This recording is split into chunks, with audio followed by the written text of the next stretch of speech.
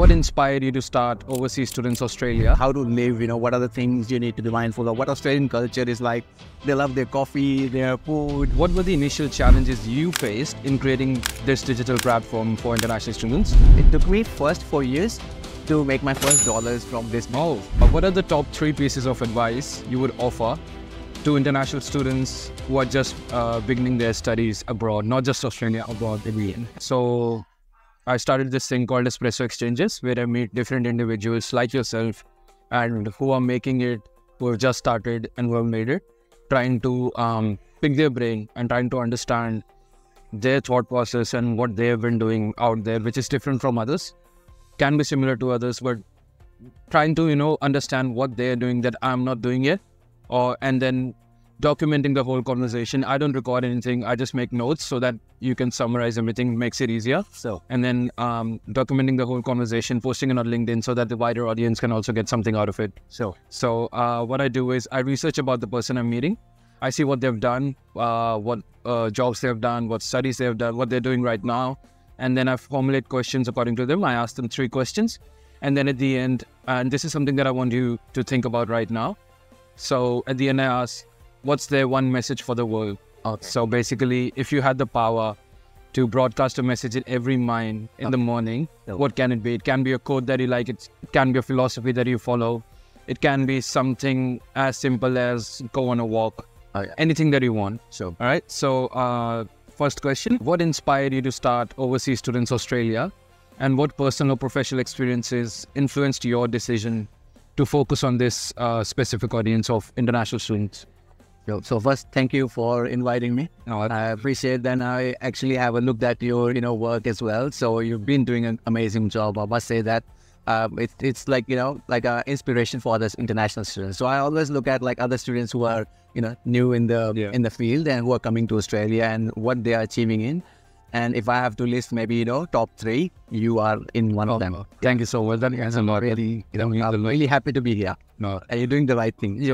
So in terms of Overseas Students Australia, so I started in 2017.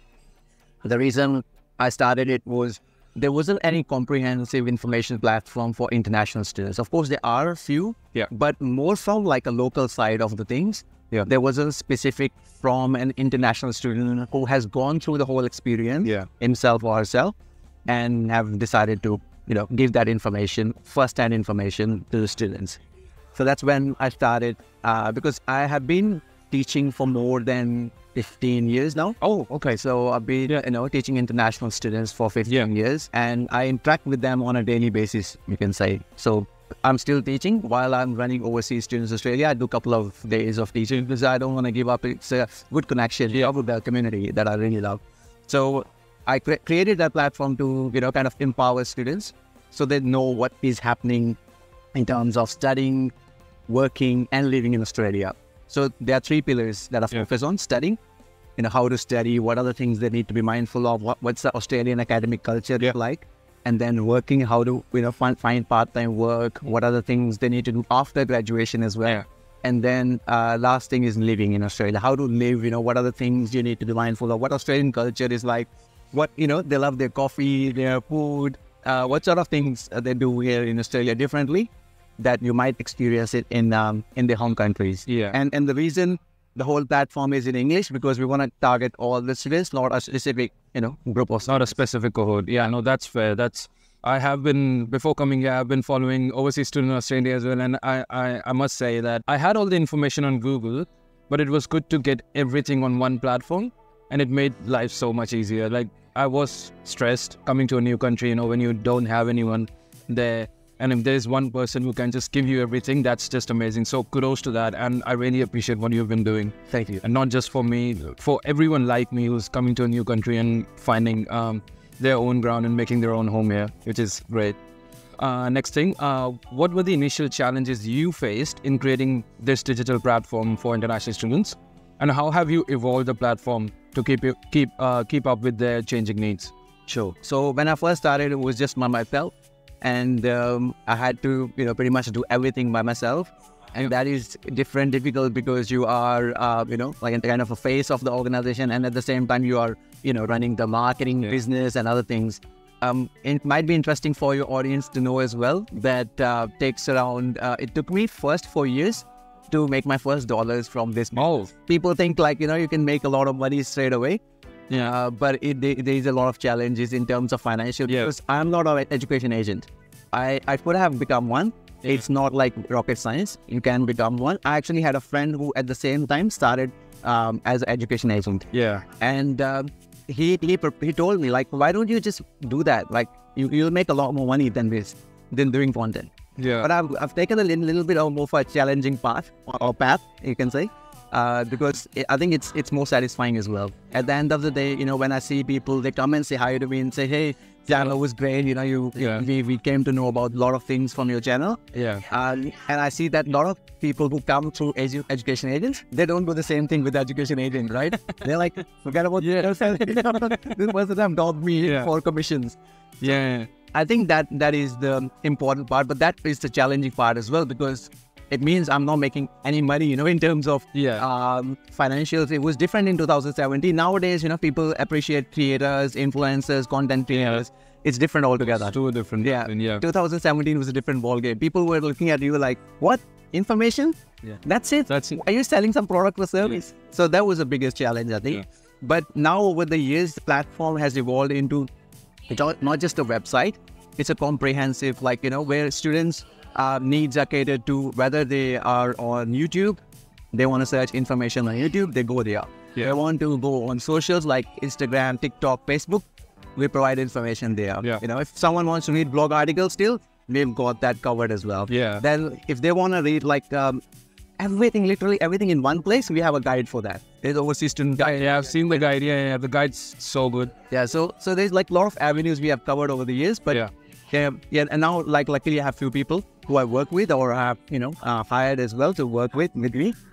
That helps a lot. And you can take out some stress. Like we are sitting here talking right now, but luckily my amazing video editor is editing a video, and and by the time we finish this conversation, he'll send it over to me. Then I post it on the channel. No, that's good, because I could totally relate with you when you say that you were all alone in the start to make that first money, because even with this thing that I just started it on a whim, and now it has just grown so big that people have been saying that, oh, why don't you monetize it? But it's not that easy. Yeah. Pouring your own money in this, and then I have been the face of it, as you just said. I've been the face of it and doing the back end, meeting people, editing on my own, the articles that I write, and then arranging the time to meet people and everything. It's like a full-time job while you're doing your casual jobs and studying and everything. So I could totally relate to it. But yeah, I've been thinking of taking it a further step ahead. Maybe bringing a website by the end of this year or something like that. But yeah, let's keep that in the shadows for now and we'll see how we go. Last question. What are the top 3 pieces of advice you would offer to international students who are just beginning their studies abroad, not just Australia, abroad? So there are a lot of advices we can give on different aspects. So maybe we'll pick up some that are going to be really important for them. I think the one would be like having a patience. Patience is a key. I know when you first come in Australia, you're looking for, or any country rather, you're looking for part-time jobs straight away, or you want to do your best and start getting a good grade straight away. And in terms of like accommodation, you need like something quick as well. So I think giving yourself a bit of time helps a lot.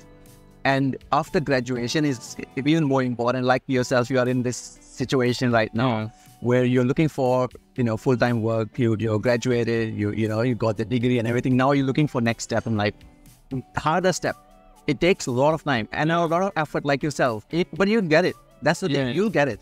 It's just a matter of like just understanding that it will come. Just have a patience. Yeah. And the patience is an important game. Yeah. You're not in your home country where your parents can say, "Oh, don't worry, I'll look after you. You graduated, I'll help you to get a job." No parents around. So you gotta do everything on your own. Yeah. So it takes time. Yeah. That's the first thing, I think. Patience. Then in terms of like important for when you're moving to a new country is to not just mingle around with your own people from your own home background. And that's what I've learned as well, that if you just hang around with the people of your home country, then what's the point of moving abroad? Yeah. That's total waste of efforts, Yeah. Then you want to mingle with other people. I'm not saying completely ignore right? You still want to hang out with your friends, people, but make a conscious effort to meet meet another people, to reach out to see how people living their life, like make some friends who are locals and see, what is different. And that will broaden your thinking as well. Yeah. That will give you a lot of like, sort of an edge over other people, because a lot of the other students don't do this. Yeah. 100%. So like what you are doing right now is you're mingling with many people. Yeah. You're mingling with people from your own, country background, Yeah. people, from different backgrounds and so on. And this gives you wider perspective of life. Not just my perspective, but everyone's perspective. And then you have your own mind to make decisions based on that. Yeah, no, that's 100%. I totally agree with this one. Sorry to cut you off, but because when I came here, I feel like when you're a new student in a country where you don't know anyone, you try to find that comfort zone. Yeah. And then you find few people from your own background and your own country, and then you're just like, okay, this is it. This is my family here.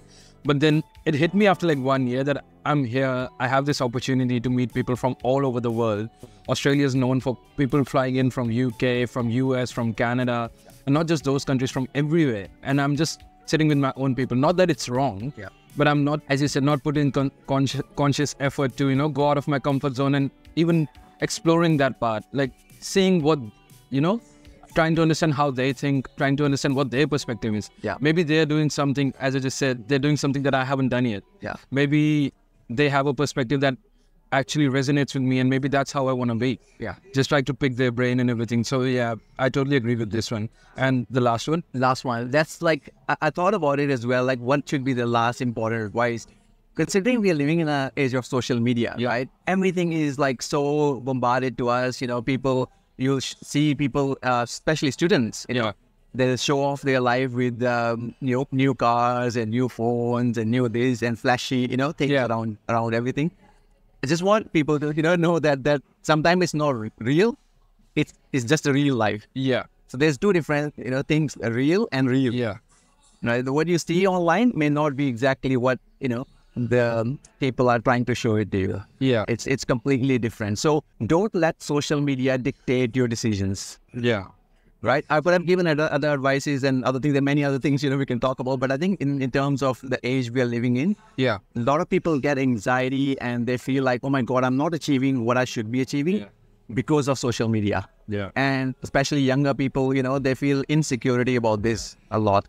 I've gone through that age and, through those stages myself, where I had insecurities, where I felt like anxious about things. I still do, like, don't get me wrong, we are human beings. Yeah, we're human beings. Yeah, so, but at those things are out of the scope for me now. I don't worry about them anymore. So my suggestion would be to just don't let social media dictate your life and your decisions, because it can have a long-term impact on your life. I have a friend who, just quick story on this. I have a friend who took a big loan to buy a car that he didn't need it.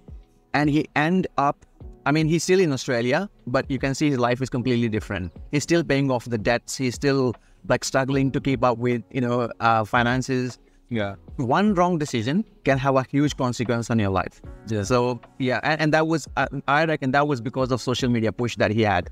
So yeah, just be mindful. I totally agree with this one. Can't be, because like one of the examples I have from my personal life was when I started on LinkedIn. I used to see people posting about their achievements, their glorious jobs and everything, and I thought, all right, I'm not doing enough. Yeah. And that gave me anxiety, and that I just went into a loop of overthinking, what can I do? And then I realized I'm doing enough. Things are going to fall into their place as I go. I just need to put in effort. I just can't compare myself with others on how they're doing and everything. It's been 3 years for me here, and I feel like I realized the difference between a want and a need. And if you have that thing clear in your mind, you don't need to worry about anything else. Because once you can clear out, okay, yeah, this is my want and this is my need, that saves you from financial burden, that saves you from mental burden, that makes your life so easier. Yeah. No, but that's totally right. When you go on LinkedIn, it gives you anxiety of like career, like, oh my God, what am I doing in my life? Like everyone else is doing great. Apparently, not me. Yeah, I started giving workshops on LinkedIn recently. So I've been training students around on how to tap the potential of LinkedIn, because I feel like LinkedIn is very underutilized, and I just want to tell people that go out, just put yourself out there, and it's going to make a difference. Yeah. And one of the biggest questions I always get is, we don't know what to post. We see people posting about stuff, and then we just feel like feeling of missing out, or just we feel anxious, and we just leave from there. And all I want to tell them is just stick there. Don't look at them. Yes, appreciate what they've been doing. Learn from them, get motivation and inspiration, but don't compare yourself with them. Everyone has their own journey. You might get something in 1 month, the other's getting that same thing in 6 months, but you're getting there. That's the thing that you need to look at. Patience. The journey difference. Patience is the key, as we discussed before. All right. Last thing, one message for the world, iterating it again. If you had the power to broadcast a message in every mind in the morning when they wake up, what would it be? I think we are running short on kindness in this world. Kindness is very underrated, and we need to be more kind, and we need more people with kindness in this world. There are a lot of instances going on at the moment around the world. You would have seen that how the wars are impacting the lives of millions of people. For us, like as just a normal people who have nothing to do with all these political agendas and everything, it makes no sense for killing people for the sake of what? Like, what's the purpose of throwing bombs at each other? We are humans at the end of the day. And being kind to each other, I think, so, and even as in Australia, I would say that over the last few years, I've seen the mindset of locals changing a little bit toward international and migrants as well. It's like they're thinking that coming here, taking over the jobs and taking over the houses. It has some sort of consequence for people. And I can tell it from my own experience because of the negative comments we're getting on our videos. A lot of times we get negative comments on our videos about like, hey, you guys are taking over this and that. But a lot of Australians watches apparently our videos as well, which I didn't know that until they started making those comments. That's not your target audience, but you'll take it anyways. That's it. So I think kindness is something we all need to be more kind toward each other. We're just realizing that we are human beings. At the end of the day, we live a very short period of time in this world. Whatever we live here, make the most out of it and be kind to others. That's such a good message. I want to agree with this. Like, I'm agreeing with everything that you're saying. I know it seems like we need more kindness in the world. And that's all from me. Thank you so much for giving your time today. I know it's hard to take out time from a busy schedule and live this life here in Australia. It's so hard, but I really appreciate you coming out here or helping me out as well. No, thank you. Thanks for inviting me, and I appreciate that you have made a conscious effort to come reach out to people and say, hey, would you like to catch up? That's what I think many students can learn from it as well, which we'll talk about in the next video. For sure, Students need to go out and just, the power of cold messaging and just reaching out goes a long way. I had this feeling of, what if they don't reply back to me? What if I get rejected and stuff like that? But then I realized that, if they don't come back to me, I am where I am. Like, if they come back to me, I'm going one step ahead. If they don't, I am where I am. I'm not going back at all. So it just made life so easier that I just started reaching out to people more often. It just worked out.